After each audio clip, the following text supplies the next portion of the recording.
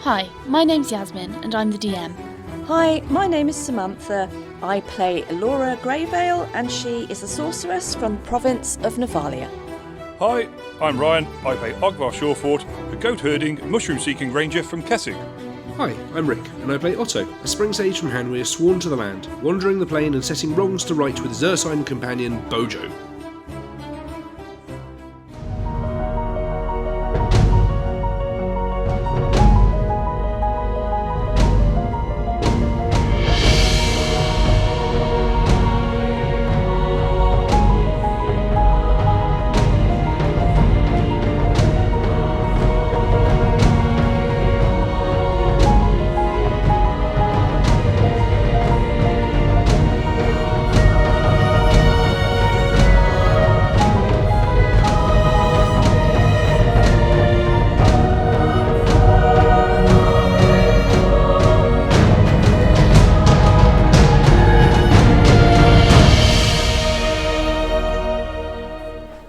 Well, here we are again with another episode.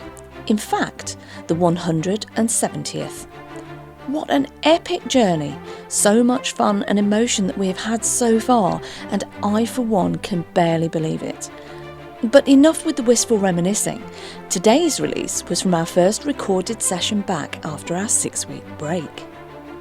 For now, we are, for the most part, all remote playing, for one reason or the other that cannot be helped, which is disappointing for us, but the show, as they say, must go on, and so it does and will continue to do so.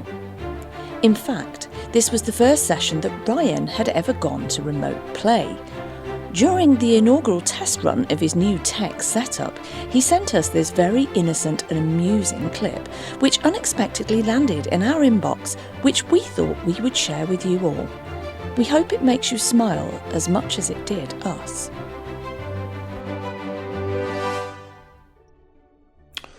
Okay, so I go in there and I press the red button, then it starts recording. Oh, yes. Okay, sorry, you've already pressed it. My mistake. Yes. Hello, Elora. Hello, Esther. Hello, Rowan and Otto and Bojo. This is Ogvar. This is me. I am remote. First time. It's a little bit scary, I must admit. But I'm here and I'm trying new things and broadening my horizons. Just here to test the audio quality, I suppose, and make sure everything's, as Qwin would say, tickety-boo. I'd like to do a few things. The microphone's all set up. I'm going to make sure you can hear my voice okay, and tap on the table a few times. Make sure that's not too loud, and roll a few dice in the tray. Make sure that's okay for you. Is that okay? And maybe take a cup up and put a cup down and move it about a few times like that. Hopefully, I put that down with a little bit too much gusto than I usually would, but hopefully that's okay. Well, this is about as much of a test I think I need to do, because it's a little bit disconcerting with all the sound guys looking at me through the glass. They're nodding, so I think everything's going okay, but I think that's about it. Goodbye.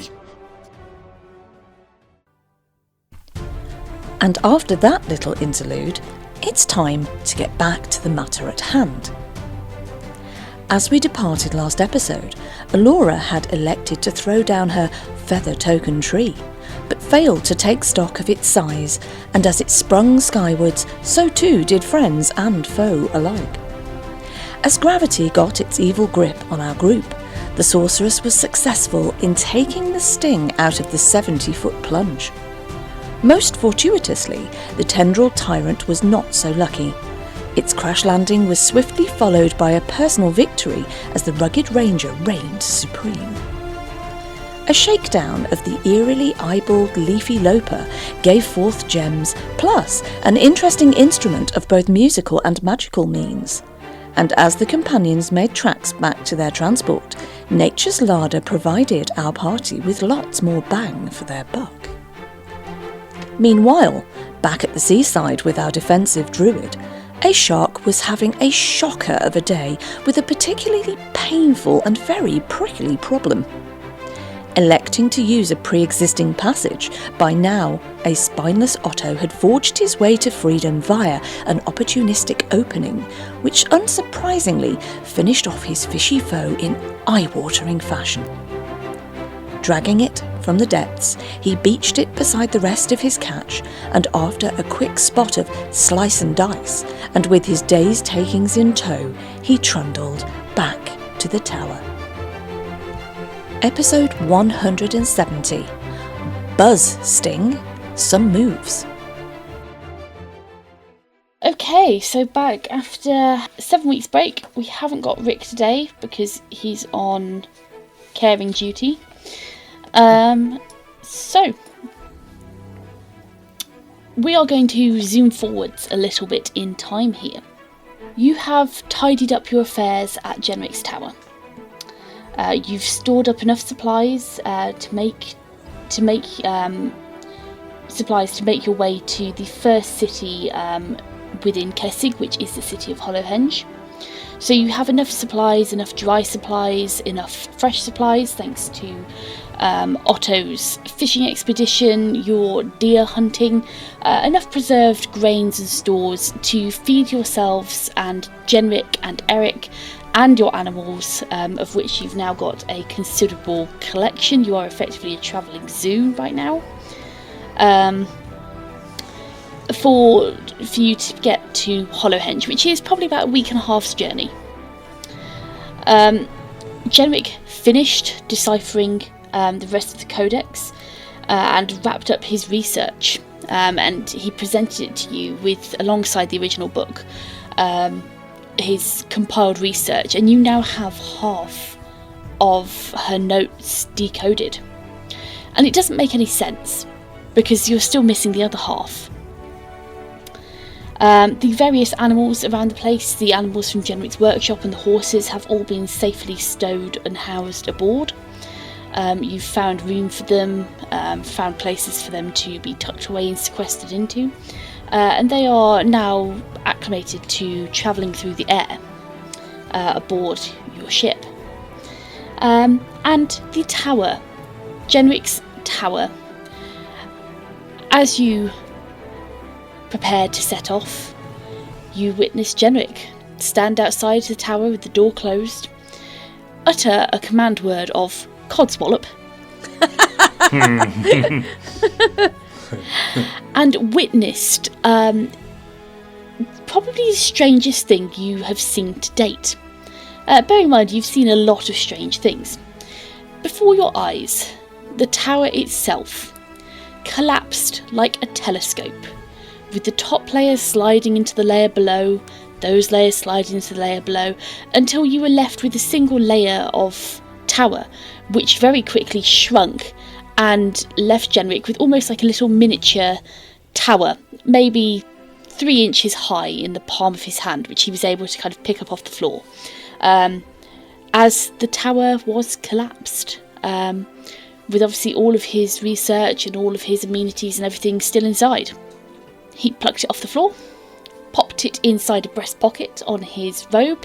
As he flips open the robe, you see lots and lots of different pockets. He pops it in, tucks it in safely, flips the top over, refastens his robe, and turns around, looking at you as you stand there, probably in awe at what you've just seen. Well then, let's go! As he boards the ship, and you set off on the next leg of your journey. Whee! Exactly. You have now left Jenrick's tower, and you begin to make your way across to Gatstaff, where Hans Reinhardt, Katarina Brunn's other mentor, is known to reside. It has taken you a long time to travel. You leaving from Jenrick's, you left with fair weather and decent skies. With Selhoff to the right, you travelled up the kind of following the coastline almost of Nephalia, heading toward Kessig. you went over the Jurassic Bog. And you're probably quite thankful that you have this mode of aerial transportation, because looking down you can see this stinking mire, and it smells horrific even from how your current altitude. It smells of rot and damp, and you can see that far below the mud kind of squelches and pops with muddy bubbles like blisters. And you imagine taking horses or even trying to walk through there would have been extremely difficult. And you can also see the occasional kind of peaty patch in this bog, which does occasionally release gouts of flame and smoke, as clearly the peat is burning deep underneath in the ground. Does anybody still have those pegs from the underground arena? Pops's potion. Pop's brew. I've still got one. I like to think Otto's blamed Ogvar and Ogvar's blamed Otto for the smell. Does this smell last quite a while, does it? Oh yeah, it does. It lasts a fair while, because I can't remember if I put it in the map. The Jurassic Bog, it probably takes you 2 days to cross over the Jurassic Bog. And that's kind of at its thinnest point as well. So you will have the stench accompanying you for a good couple of days. Oh, I think Alora would take her Pop's brew once she can't stomach it anymore, and just at least give herself. I think it lasted. Was it 6 hours? I'd have to check. Hang on, Pop's brew. Hang on.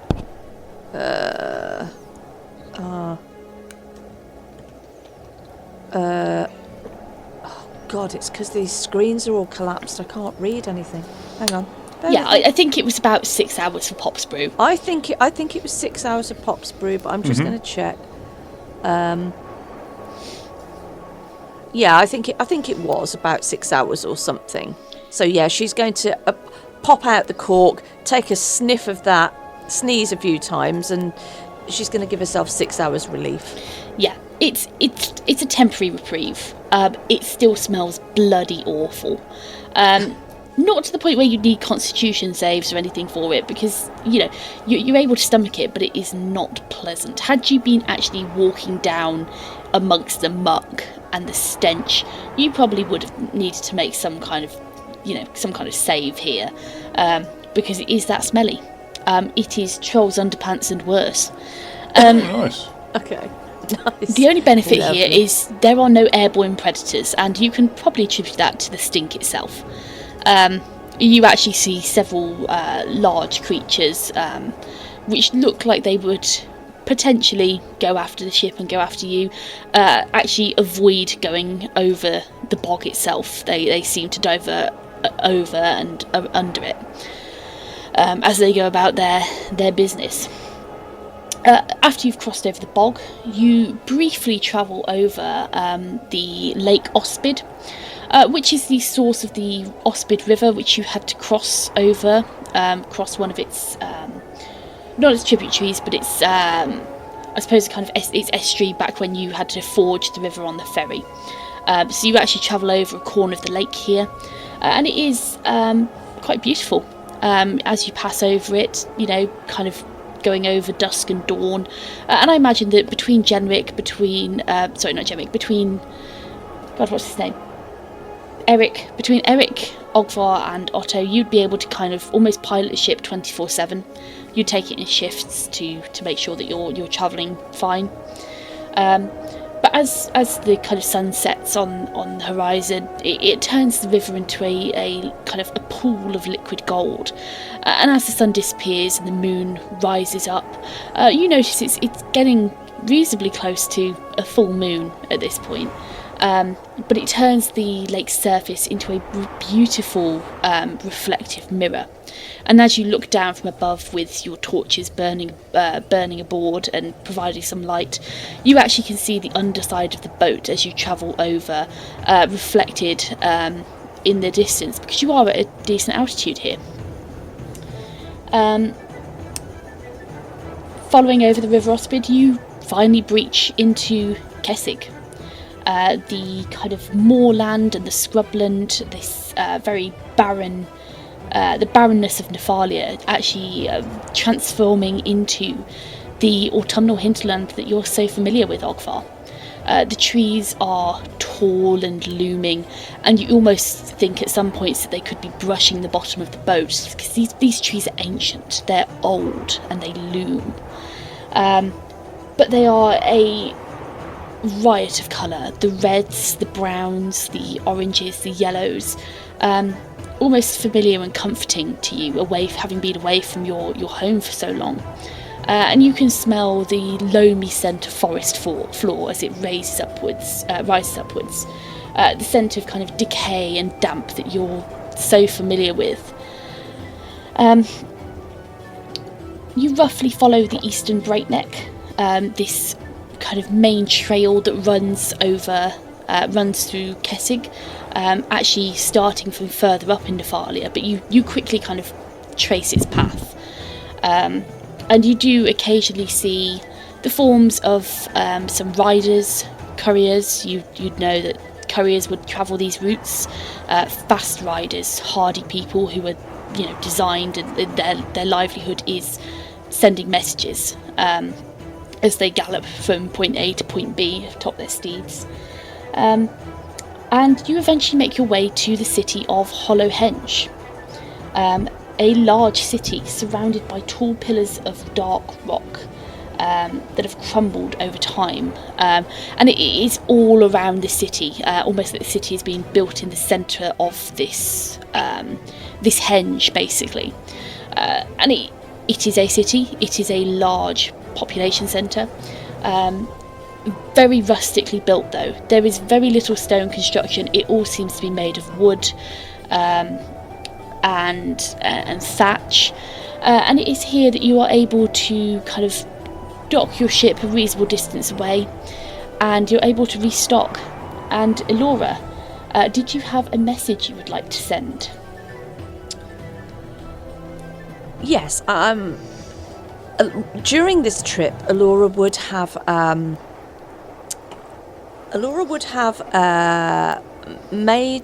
she'd have written a letter to Richard at Stagwick, which she would be looking to get sent from the nearest city. She thought she may not be able to send it until she got to Gatstaff, but as they're stopping at this Hollowhenge, is it a city or a town? It is a city. It is a large population centre. It's a city. So yeah, I think one of the things that she would do here is obviously disembark, and she would take her letter, which is sealed, it would be wax sealed, and she would take it to a postal service office where she can pay for one of the fast riders that she saw below the boat to go back in the other direction to get this letter delivered to Richard at Stagwick. Mm-hmm. There is. She's going to ask. I think before she leaves the boat, I think she would go and just ask Jenrick. She has a question for Jenrick. So I think she would wander until she found him. I don't know whether he'd be in his cabin or wherever. He's not going to be difficult to find. No, okay. So she'll catch sight of him, and she'll approach him as they make their approach to Hollowhenge. Jenrick, Yes. I didn't know that we would. Well, look, I've got this letter that I want to send. I didn't expect to send it before we got to Gatstaff, but I was just wondering, do you know of any way that if I send this letter to somebody, do you know any way in which they would be able to reply to me directly? Is there any way I can get a direct communication with them? Is there something magical, or I don't know. Yes, I mean you've got a couple of options. You've got the old speaking stones. They're obviously limited as per the spell. The other option you have is a more interesting method. Aspect mirrors. If you can find a set of aspect mirrors, they will allow you to commune with another anytime, anywhere, and you will be able to speak to them as if you were face to face. Oh. Do you think I might be able to find something like that, or...? In a city of this scale, I would suggest that you probably would. I don't personally have any myself. I haven't needed to contact anyone in a good long while. But you might be able to find some in here. Okay, no, that's really interesting. I've not come across those before, but I guess I could go and make some inquiries before I send my letter. Very well. So, I think when Allura disembarks, she would be going off to find somewhere that maybe deals in antiquities or magical items. Yeah, and it is very easy for you to do so. It would take you maybe a day to kind of resupply and restock the ship fully. Bear in mind the journeys backwards and forwards you might have to make. So you would have plenty of time to kind of investigate the city. And people do regard you with an air of suspicion around here. You are strangers, you are foreigners. They're not accustomed to people visiting, so to speak. You are able to find a reasonably affluent looking shop that deals in magical items. And when you inquire within, they do indeed have a pair of aspect mirrors available for sale. The price that you are given is a rather steep 10,000 gold. Okay.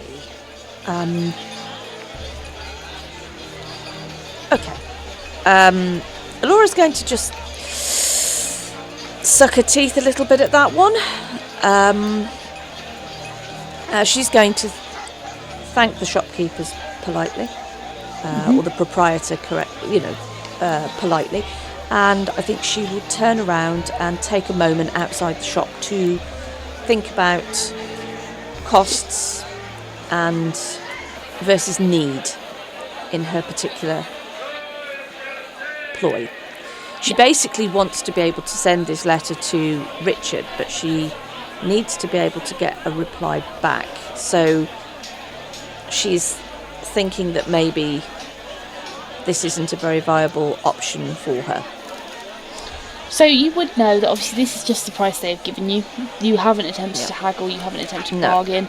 No. And you would know that, it's very apparent that they are looking to buy magical items as well. Yes. So if you were able to offer something up that they would be interested in, they would be willing to negotiate on a price. It's made very clear to you that, because obviously 10,000 gold is a significant sum. But this is a magical item in a low magic world. Understand. She's going to just go away. She's going to tuck the letter back inside her cloak, and she's just going to go wandering down the street and have a look at what's there actually in the street, and just have a think about it while she's just taking a wander. I would like you to make me a perception check, please. Perception? No, a listen check. Thinking 5e. Yeah. Listen check. Listen. Let's have a look. Okay.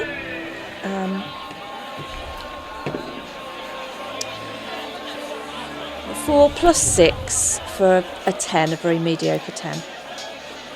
Okay. Yeah.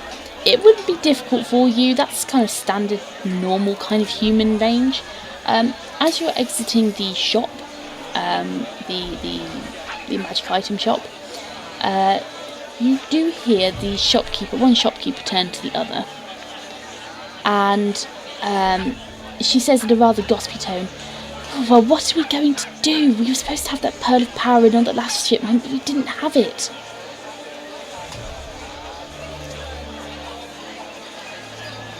I think Allura would take a moment.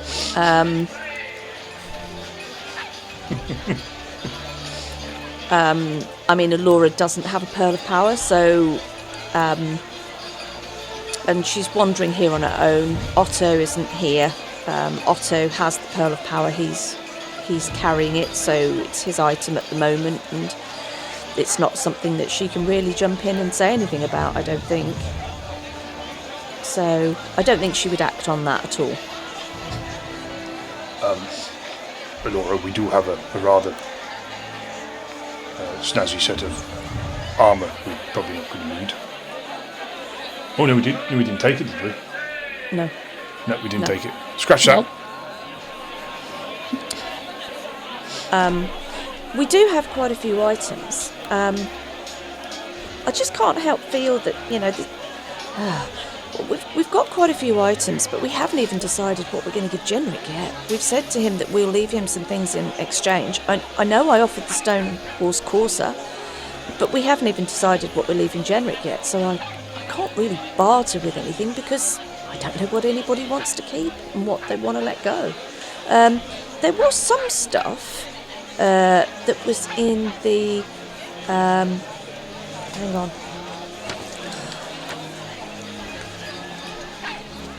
I've got bits of paper everywhere I need to find.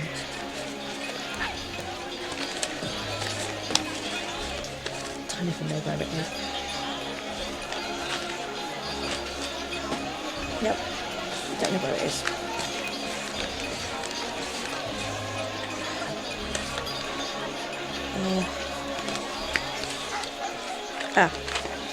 Oh, sorry. We do have some items that we had decided that we were going to let go. I mean, we've got the clay golem manual, we've got some braces of archery. We've got 2 sets of those.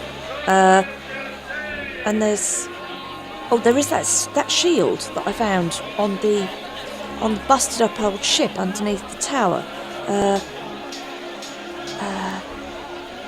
I wonder if the lagoon packs up along with the tower.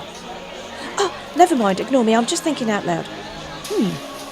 Yeah, we've got the shield of silent moves. And there's a few things, a misshapen pearl and a few jaspers. They're not worth a lot of money, but we've got some clawed gauntlets and yeah, we've got a few bits. I mean, that clay golem manual, that's probably quite a rare find. Oh, yes, I think I've seen enough of clay golems. I don't want to see any more, really. Do you think... my fill. Yeah, well, yeah. I don't really want to think about that. Do you think that anybody would mind if I tried to negotiate on those mirrors? It's just that I want to send one along with the letter to Richard and keep the other one ourselves. But the thing is, right, it would mean that we would have contact in Stagwick. Perhaps you'd like to speak to Ivona. Perhaps we'd like to keep in touch with the people at Stagwick. I think that's a reasonable request. It's a very nice place to be. Yes, I agree. Okay. Do you think Otto would mind if we negotiated on these? Or Esther?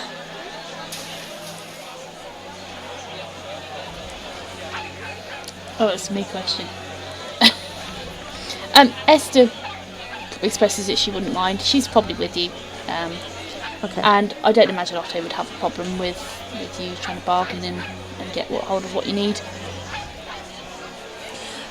Okay.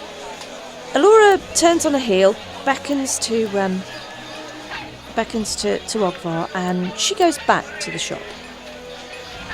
Okay. She goes to the counter, ting on the bell or whatever is on the desk, and say, Yeah, there's hello? already a couple of people stood behind the desk. You ting on the bell and they look at you as if... Really? Okay. Well, I was just trying to be polite, guys. Right. This aspect mirror that you've got here, or this pair of aspect mirrors, what if I were to offer you, say, 5,000 for it? Make me a persuasion check, please. Oh, God, it's going to need to be a good one at that. It's going to need to be a good one. Persuasion. What is my persuasion? I don't have a persuasion. What have you got? Persuasion's 5e, isn't it? Diplomacy? Yeah, probably. roll a diplomacy. A diplomacy check. Okay. Oh, that's a 7 plus 5. That's a rather miserable 13. 12, No. even. No. They look at you, and one wanders off to go and attend to something else. Another customer's just walked in. She looks at you. Can't do it for 5, sorry, no.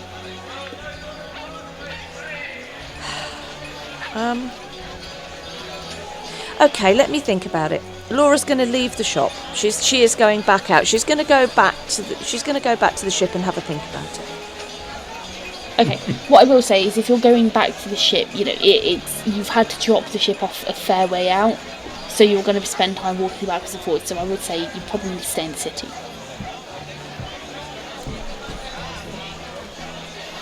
Alright, hold fire a minute, because I'm having a bit of trouble here, because I'm trying to look at... I've only got book values written down here, so Elora wouldn't know what half this stuff is worth, you see. Well, ask me and I will tell you. Well, I've got the book values down on them, so I don't know whether... I mean... Yeah, just ask the me. The braces of archery lesser, I've got them down as 5,000 gold piece, but that's the book value. Yes, so I can't negotiate with something if I don't know how much something's worth. So they would offer you the book value. Because they're not going to take a loss. They will offer you the book value. But obviously charge out higher. Like Colin with his sworded bloody ironwick. Yeah. Was it a sword? It was a sword, wasn't it? Yeah. The one he sold and then bought back the day after. Yeah, for more money. Yeah. Okay, so can I do this bit? Can I do that bit again then? Because I didn't know what I was doing with that. Yeah. No, walk back in again. This will be good. Go on, third You're not the people in the weather clock coming in and out all the while. Elora really wants these mirrors because she really wants to be able to talk to Richard. And obviously they couldn't take that detour because they've got other more pressing matters, and this is a personal matter for her. She's going to go back into the shop and walk up to the counter. Mm-hmm. And she's going to put on her best, brightest smile and say, "Look, I have some braces of archery, some lesser ones. Would you take the braces of archery in exchange for?" She looks at you from behind the counter. They'd have to be valued first, but I don't believe the valuation of those of that item in particular will meet the value of this one, unfortunately. Okay. What about doing things a slightly different way? What about if I offered you a clay golem manual? I know that's worth more than the mirrors. Would you consider taking those and giving me some gold in exchange? Taking that and getting some gold in exchange. How much is the golden manual worth? 12,000. Okay. She looks at you. Well, we could certainly buy the item off of you. And we could do a repayment with partial gold and an item if you're choosing, should you wish. It's like CEX in here. You get a better trade in value. Yeah. I don't have the item on me at the moment. I just wanted to know... what you might think of it. If I bought you... It's normal. If you want to bring an item in to value and sell, and you wish to have obviously the gold, the monetary value, but also have it in exchange for an item, we can do that. We also do an easy 3-month prepayment plan. And you look at her name tag, and her name tag says Clara. 4 years interest free. Exactly. 0% APR on your first prepay? No? Can you... I'll tell you what, consider those mirrors sold. and I will go and get the item. Okay, well, I'll pop a little... And she pops a little reserved label on them. Yeah. So Alora will thank her, and she will leave. She'll leave the shop. Okay, yeah.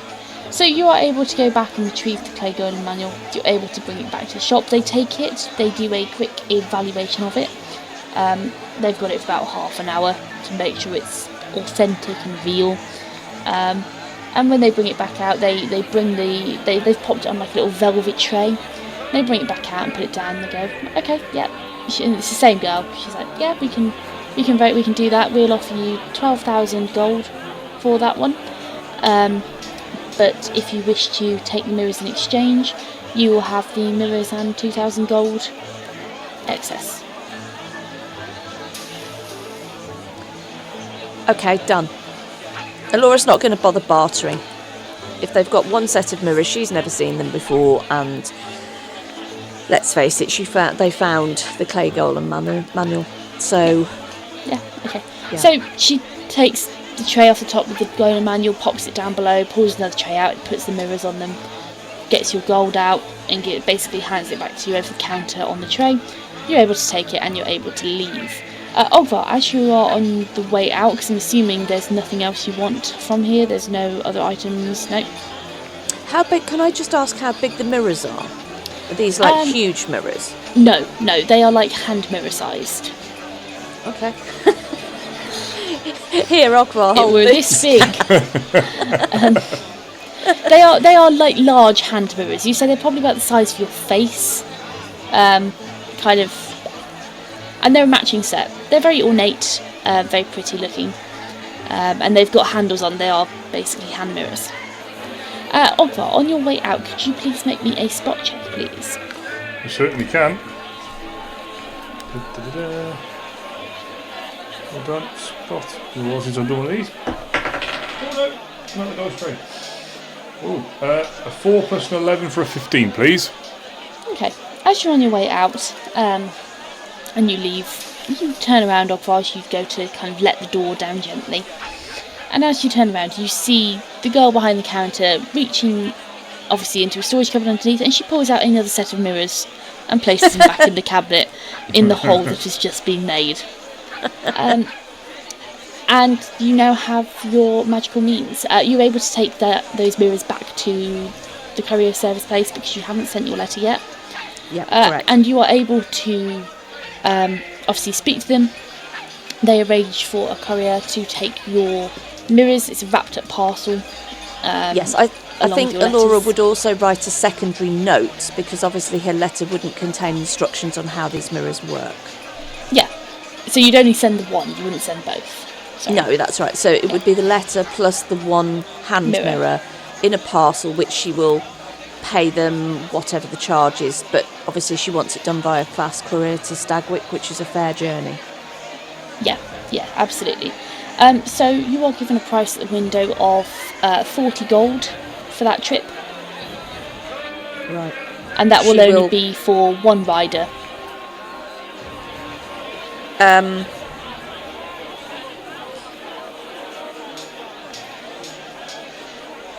Yeah. Okay, fine. Yeah, 40 gold pieces is fine. Okay, perfect. And Ogvar, high or low, please? We'll go low, please. Go low. Excellent.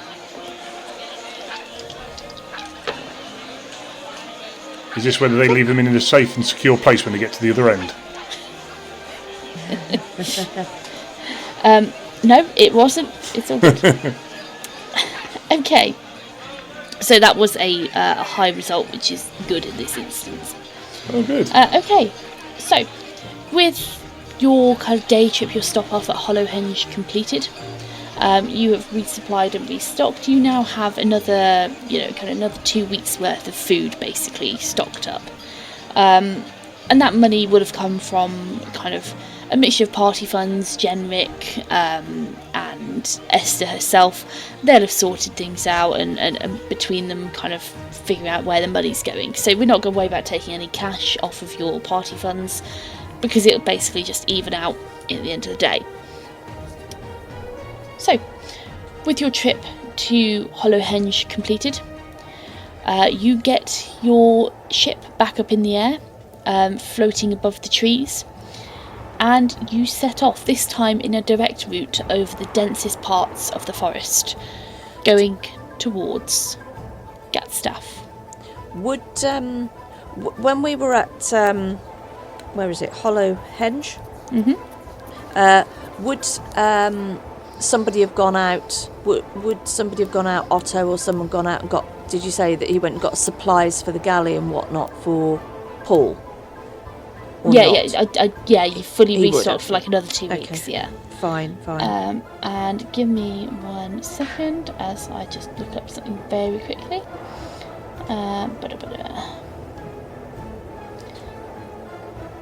Okay.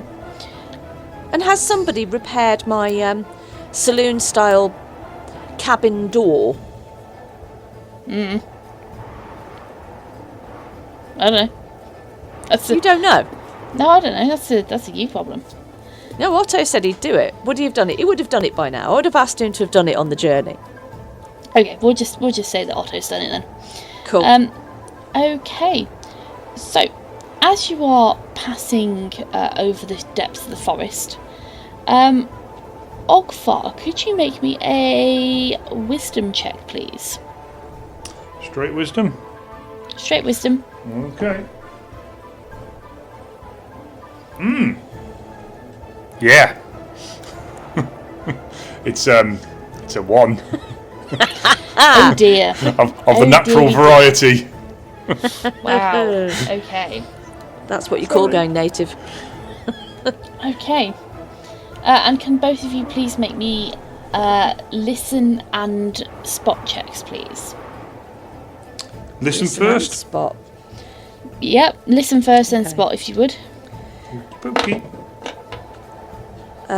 Listen is a 12 plus 6 for an 18 for Alora.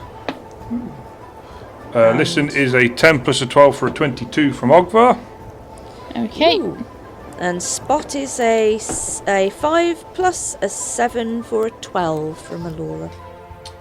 And it Okay. is rolled a 3 with an 11 for a 14 for Ogvar.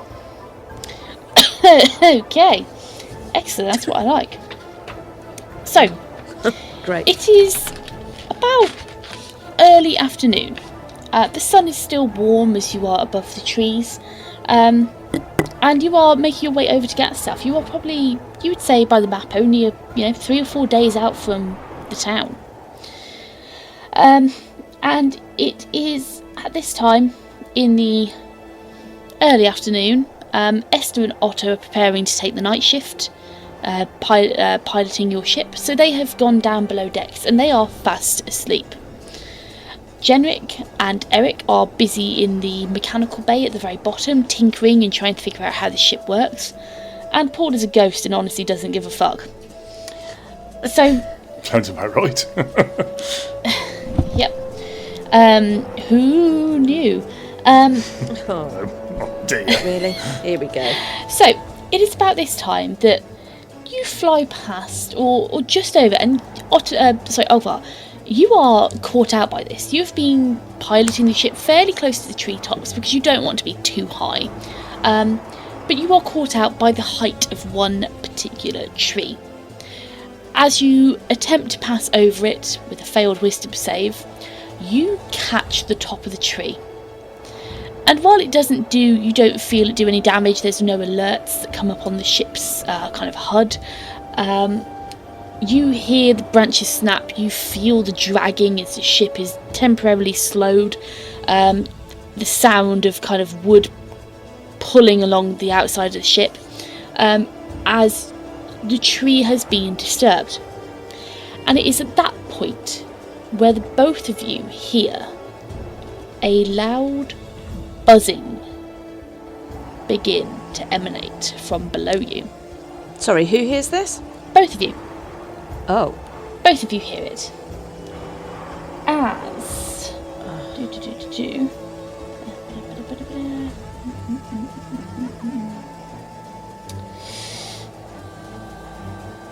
Please, roll initiative. Oh no. Oh no. Straight back into it.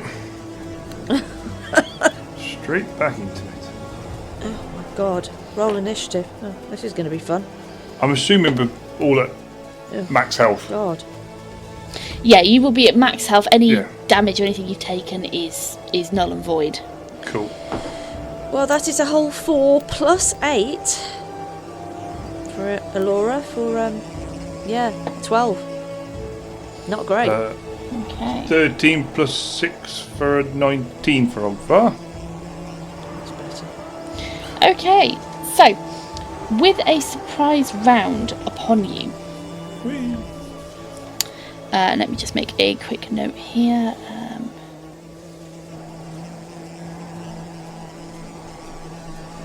Okay, with the surprise round,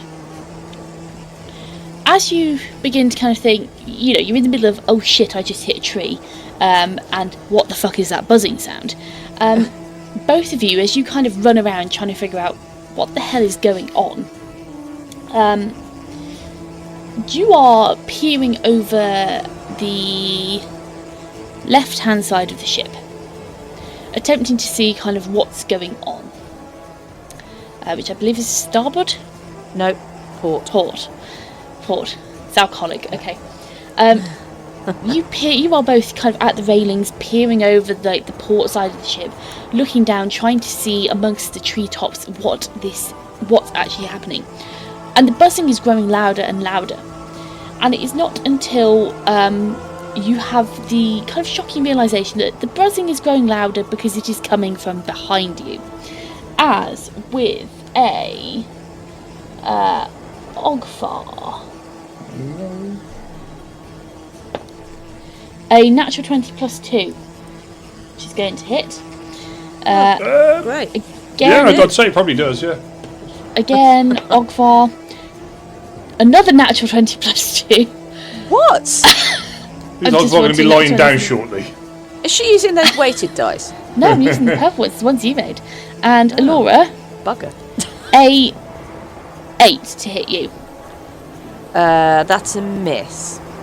Okay, so Otto, Ogvar, wrong person.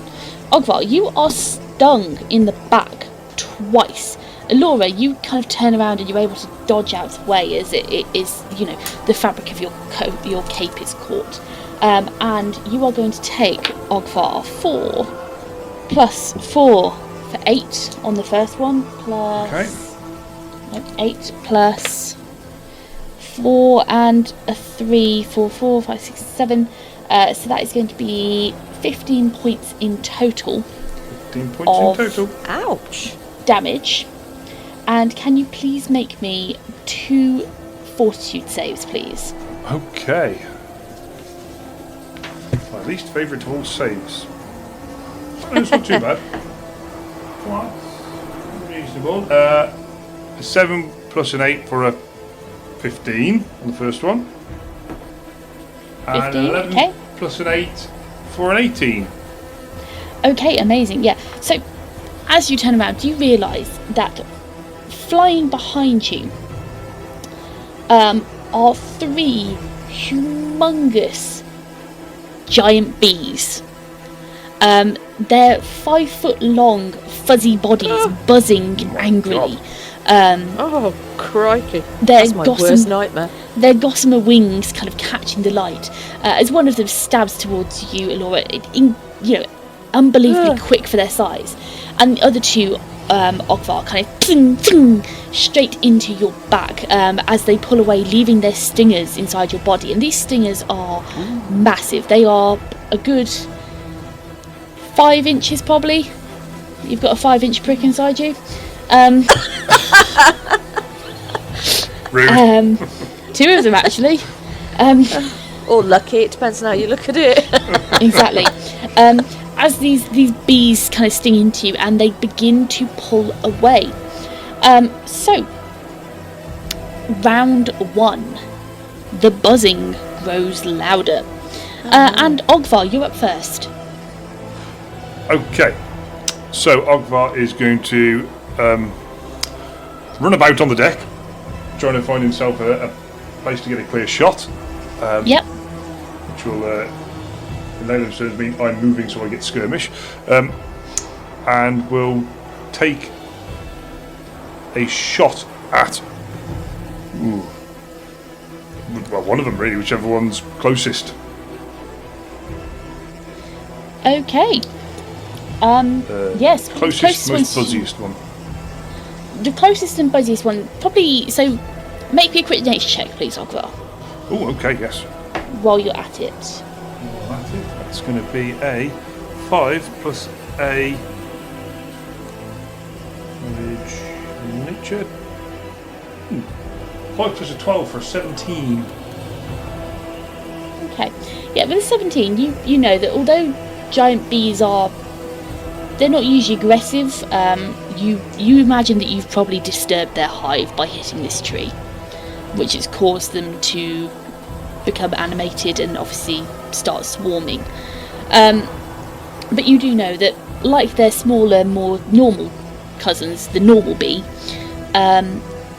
they will die once they've stung on their own, and that their only natural kind of weapon is their stinger. And feeling around, you know that you've got 2 stingers inside of you already. So I'd say you'd be able to kind of get the good idea that perhaps the one to target is the one which is going after Allura. Okay. So I would take aim at the one that's going after Allura and also shout, "Just let it sting you, it'll die after." Yeah, great, comes the reply. And then, yeah, I'll shoot an arrow at it. Okay, so roll to hit, please. Okay, let's see what is with this. 5 plus a D plus an extra 1 for... That's going to be 21 to hit, please. You're going to hit it, yeah. Okay, and that's going to be... It's going to be a 1, 6, an 8, an 11, 12 points of damage, please. 12 points of damage. Lovely. Yeah, so you release an arrow as it shoots across the deck. And it buries itself into one of these bees, these big fluffy bumblebees, and they are 5 foot long and about 5 foot wide. They are like a giant tic tac, but fuzzy and black and yellow. And not they minty. look really... No, they're not minty, no. They look really cute though. But you shoot off an arrow and it buries itself kind of into the side of this bumblebee, and it kind of curls up and maybe backs off about 5 foot as it's clearly kind of reeling from the impact, and it just begins to kind of buzz angrier at this point. Is that the end of your turn? Yeah, I've used my movement, I've used my action. That's cool, yeah, I'm happy with that. Okay, Allura, you are up next. Right, the first thing Allura's going to do is start shouting, "Bees! Bees! Esther! Esther!" And then she's just going to turn, spot these bees, and she is going to attempt to cast, shouting, "Incendio Radium!" She's going to try and cast a Scorching Ray. She gets 3 rays. Each one is a ranged attack, so you have to roll to hit with each one. Okay, so you're casting Scorching Ray at some giant bees. Okay, let's go for it. Indeed, right. The first ray, she's going to target probably 1 to each, I think. Okay. That would be an 11 plus 9 for a dirty 20. Hits. Do you want me to roll the damage, or do you want me Just to roll the roll to attacks? hit first. Roll to hit first. Okay. The second ray is 13 plus 9 for a 22. Hits. And the third ray is a 6 plus 9 for 15. Hits. All 3 hits, so roll Wow. damage. Okay, so damage is... Bear with. I take it they're all within 50 feet of me. Yeah, they are. They're all Yeah, kind of on okay. the deck. Okay, in that case, each ray is 4d6 points of fire damage. So Okay. I'll just grab some d6s. Do you want me to roll once for all of them or each one separately? Roll once for all of them, please. We'll treat them as like mob creatures because they are kind of Okay. vermin mob. 4, 7, 8, 10. That's 11 points of damage to each. 11 points of damage to each. Okay. Sizzle, pop, pop, pop, sizzle. Yeah. Funnily enough. Okay, so the two that had lost their stingers previously, you pop off. You pop off your scorching rays. They hit the two which have lost their stingers, and you can see they're looking noticeably weaker. They're already kind of beginning to falter as they've lost their stingers. So you just kind of poof, poof, and they just kind of up in flames and incinerate, and all you've got left on the deck is a pair of kind of gossamer wings and a pile of bee ash. But the third one, which has been shot by Ogvar, you release your scorching ray. The ray strikes, and you see that its fur is beginning to kind of burn. It's giving off that keratinous kind of smell. It's looking in a bad way, but it is still in the fight. Oh, Is that the end of your Great. turn? yes, I think so. I haven't moved. I don't need to move. I'll just, that's it. That's me done. Okay. Okay, so next round. Bees. So, first thing that's going to happen is this bee, which is still floating around, is going to come after you, Elora, like a large, angry... Well, I say like a large... It is a large, angry bee. Surprise. It comes after you with a stinger, and it is going to roll a 19 to hit you. Ouch. Yes, that will hit. Yep. It stings you. The stinger sinks in deep into your arm. Can you please make me a fortitude save? Fortitude. What's fortitude? Con. Fortitude. It's a fortitude saving throw. It's a saving throw. Yeah, it's on your front Oh, sheet. sorry. Yeah, sorry. It's on the other. Yeah, got it. Welcome back to 3.5. Woo! Yeah. Okay. Fine. Fort save. That is a 3 plus a 7 for 10. Lovely. Okay, so you take 1 point of damage from the stinger as it pierces your arm, and you take a further 2 points of damage as you feel basically poison start to seep into your veins and start to deal a little more damage as you... The point where it has been stung, it starts to kind of swell into a very large hive. If you pardon the pun. Okay, so the buzzing sound grows louder as crawling and flying over the edges of the ship, both port and starboard. 5 more bees appear, and they begin to make their way towards you. So 3 are going to go to you, Ogvar, 2 are going to go to you, Elora. So 3 on Ogvar will roll as a group with a 19 to hit. We'll do the separate actually. So 19 to hit on the first one, a 14 to hit on the second one, and a 13 to hit on the third one. Any of them hit? Yeah. 19, 14, 13. Sorry. No, only... Sorry. There's a lot going on there. Yes, one of them hits AC 17. One of them hits you. Okay, so that's going to deal 2 points of stinging damage as its stinger pierces into you, and it begins to wilt away as it's clearly on its way out.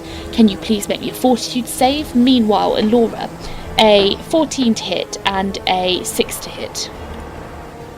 The 14 will just hit. Okay, 14 will just hit, so that is going to be 1 point of stinging damage and a fortitude save from you, please. Ogvar. Fortitude save was 21 and 13 plus an 8. Yeah, you're definitely going to be fine with that one. Cool. So, You're Elora? waiting for my fort save, yeah? Yep. Okay, that's an 8 plus a 7 for 15. Yep, you are all good. Okie dokie. Excellent. Lovely. Goodness. Okay, so that is the end of the bees' turn as they have flown up and crawled up over the edge of the ship and attacked you. And now we are back to top of the round with Ogvar. Okay, cool. So, 3.5 changing weapons is a action? Yes. Yeah. Yes. Okay, so the bow goes away and his axe comes out. Okay, lovely. Okay. You've got your axe. And then, as a... I don't know whether this class is movement or action. Can I use my leap of faith boots to take 3 steps up into the air and try and rodeo one of them? You're going to try and rodeo B? Yes, hell yes, you can do that. Rule of cool. Rule of cool, 100%. Okay, yeah, I'd like to do that, please. Have I got to do any check, or is it just like a... So you want to try and rodeo B, so I'm going to say that's going to be a... What are you trying to rodeo it with? Are you just trying to grab hold of it? Like, Oh sit yeah, on I'm it, trying to get on basically? top of it. Yeah, yeah. Yes, so that is going to be a grapple check, please. So you are going to provoke an attack of opportunity from the attempted grapple, Okay. which is going to be a 12, so it's definitely not going to get you. So then it's a contested grapple check. So you roll your grapple check, I'll roll my grapple check, we'll see what happens. Okay. I'll keep the dice straight. I'm all excited. It's going to be a 15, a 6 and a 9. Lovely. I'm just looking for... I don't think bees can grapple. Only got little spindly legs. No, I'm looking at it. There's no grapple check for a bee. What does it come So off? I'm going to say bees can't grapple. It's BAB plus strength. It's BAB. Sorry, BAB. BAB. Yeah, I'm going to say, with that, you've kind of gone above it, you've dropped down onto it. Bees can't grapple. They've got titchy little beetle legs. So what did you roll? 19, was it? Yeah. Yeah, definitely. You're able to sit on the bee and you start rodeoing around the sky as the bee's attempting to buck you off. Good. Yeah, I think that's pretty much all my stuff used at the moment, so I've now become a passenger. Yeah, you have. You are now riding a bee. Okay, Elora, you're up next. Yes. I think the first thing she's going to do is cast mage armor on herself after being stung twice. So yeah, she would cast mage armor on herself, and then she's You've going only to. been stung once. I thought you stung me twice. I've been hit No, twice. That was No, after I I've got been hit. No, I've been hit twice. I've been hit twice. Okay, well, we'll move on. Yeah. So No skill of mine knows if I've got more bees. She's going to cast mage armor on herself. So Okay. she's going to mutter very quickly, and she is then going to move away from the bees by about a full movement towards anywhere that she can get some cover on the deck. Yeah.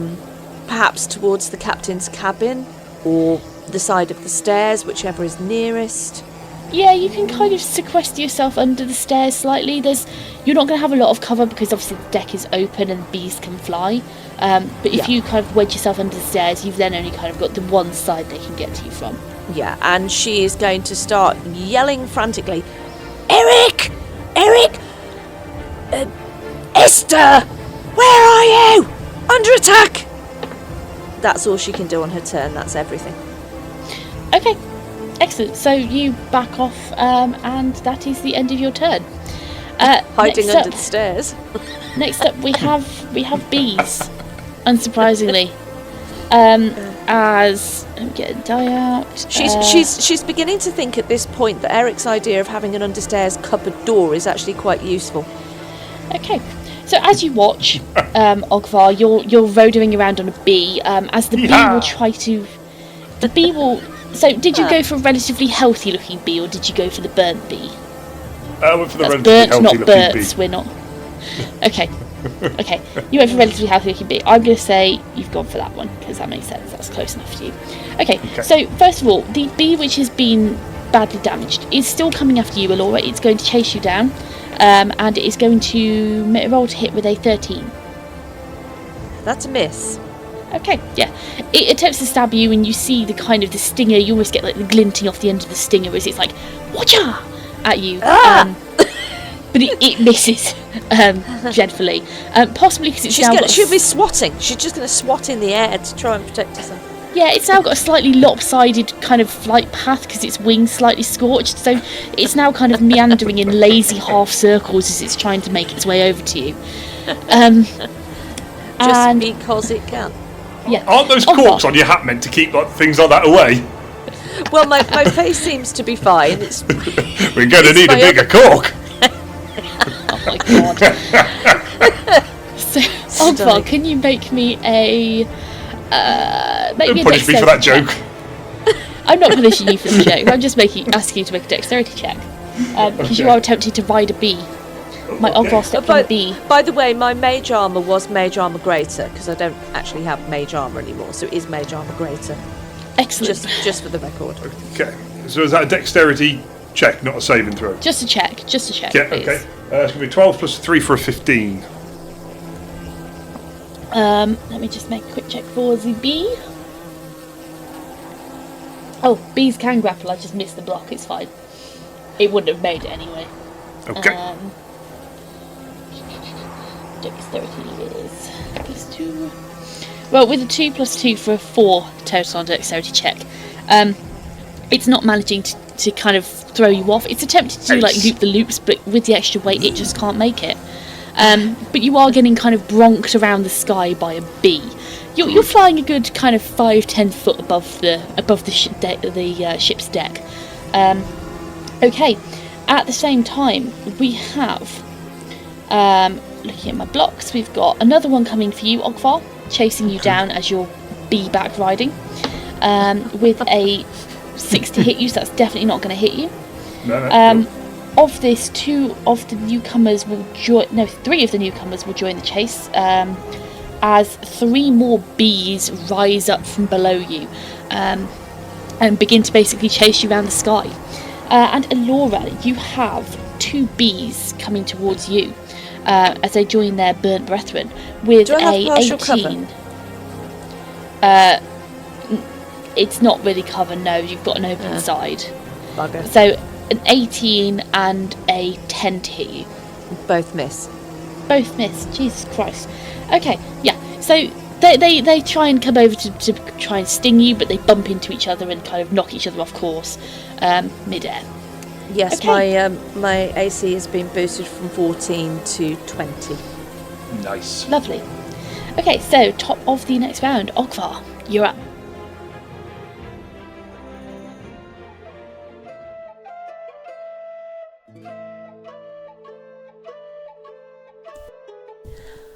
With the Arcanist abode now collapsed and placed in his pocket, Jenrick joined his new friends aboard their airship. 2 weeks of travel lay ahead across the malodorous marshlands of the Dressic Bog, and conversely over the magnificence of the mirrored marvel that was Lake Ospid. First stop, Hollowhenge, for a spot of supply gathering, package procurement and message mailing. So, what is Elora up to, we wonder? As our heroes set out once more in search of Hans Reinhardt, it all seems idyllic until an inauspicious tussle with a treetop brought about a rather regrettable apiary assault. Which, avid listeners, is where the lights fade on this particular episode. Looks like our crew and their characters just can't catch a break. Tune in and smash that download button next week for episode 171 to find out how this little lot goes down. Hey, you made it this far, so lend us your ears for a moment longer if you will. Firstly, we are most humbled that you are enjoying our yarn, and the crew thank you from the bottom of their hearts for your patronage. Producing this podcast is incredibly hard work, and as such, if you would like to support us, there are a few ways in which you could really make a difference. Sharing links to friends and family helps to spread the word so others like you can find us, and in turn they too can enjoy the show. Equally helpful is leaving a 5-star review on Spotify and any other streaming services, which will help us immensely.